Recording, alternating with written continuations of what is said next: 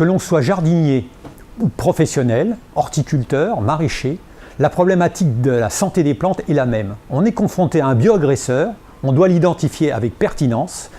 Je vais maintenant vous parler du diagnostic. Le diagnostic, en fait, c'est un continuum du terrain au laboratoire.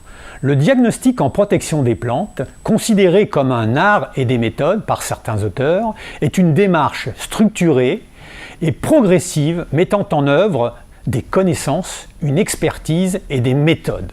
Son principal objectif vise à déterminer la cause exacte d'une problématique phytosanitaire affectant une ou plusieurs plantes dans une culture, au jardin ou d'autres situations.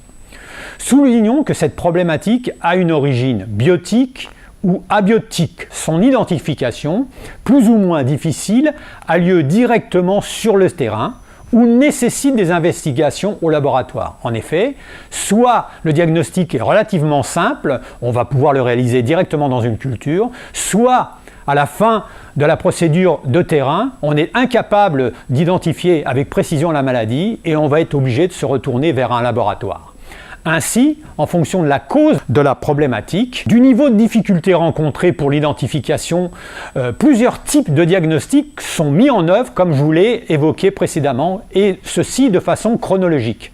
D'abord, il y a le diagnostic de terrain, le diagnostic que j'appelle agronomique, pour lequel une bonne connaissance des maladies et des ravageurs des cultures concernées et de leurs symptômes sont indispensables. Je m'explique, lorsqu'on va faire du diagnostic sur le terrain, il est important de savoir sur quelle plante on va intervenir, par exemple de la tomate, la vigne, et par rapport à cette culture d'avoir quand même quelques repères.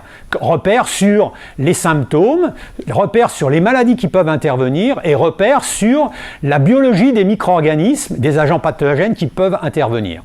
À cela s'ajoute la nécessité de parfaitement interpréter le contexte de production. Si cette première approche agronomique de terrain ne permet pas d'identifier avec fiabilité la problématique, la cause de la problématique, qu'elle soit biotique ou abiotique, dans ce cas, vous serez amené à prélever des échantillons avec une procédure particulière et envoyer ces échantillons associés d'un formulaire. La personne qui va recevoir cet échantillon va pouvoir observer la plante, va pouvoir observer les symptômes, mais il n'a aucune idée du contexte dans lequel la plante s'est développée et contexte dans lequel elle a exprimé des symptômes. Et il est très très important de joindre à cet échantillon un formulaire, le diagnostic de laboratoire. Deuxième niveau de diagnostic, donc on est parti du terrain, maintenant on arrive au laboratoire, l'échantillon est arrivé. Premier niveau de laboratoire, c'est ce que j'appelle le laboratoire généraliste, ou le laboratoire, on dit maintenant, de première intention, dans lequel vont être mis en œuvre des méthodes plutôt classiques en santé des plantes, en pathologie végétale, comme la chambre humide qui permet de mettre les échantillons dans des conditions d'humidité absolue, ce qui va permettre, par exemple, à l'ensemble des champignons, ou à beaucoup de champignons, de se développer et de produire différentes structures matérialisant leur reproduction sexuée ou leur reproduction asexuée, structures qui permettent de les identifier. En plus de la chambre humide, bien sûr, une fois que les champignons ont fructifié, ou même pour les bactéries, on va pouvoir utiliser par exemple un microscope.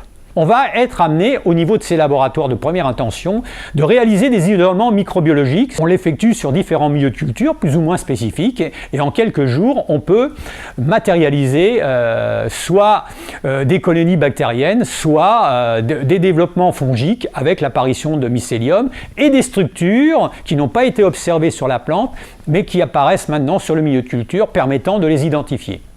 Notons que le personnel de ce type de laboratoire de première intention doit normalement aussi disposer de certaines connaissances de terrain. En effet, il est impossible de faire du diagnostic au niveau de ces laboratoires qui sont aussi assez généralistes sans avoir un minimum de connaissances sur les conditions de production des plantes sur lesquelles on est amené à identifier une problématique. Ensuite, troisième niveau de diagnostic, le diagnostic de laboratoire toujours, mais de niveau 2. Là, je parle de laboratoire spécialisé, on parle aussi de laboratoire de second niveau niveau d'intention, où sont exploitées là des méthodes d'identification, voire de détection très performantes, très spécifiques, parfois très coûteuses, mettant en œuvre souvent des méthodes de biologie moléculaire. On parle aussi de laboratoires spécialisés. Par exemple, vous avez des laboratoires qui sont spécialisés dans l'identification des virus, des nématodes, des bactéries. Il faut savoir que bien souvent, pour identifier ces micro-organismes, il faut une expertise donnée et notamment mettre en œuvre toute une série de techniques qui ne sont pas très courantes et qui ne sont pas mises en œuvre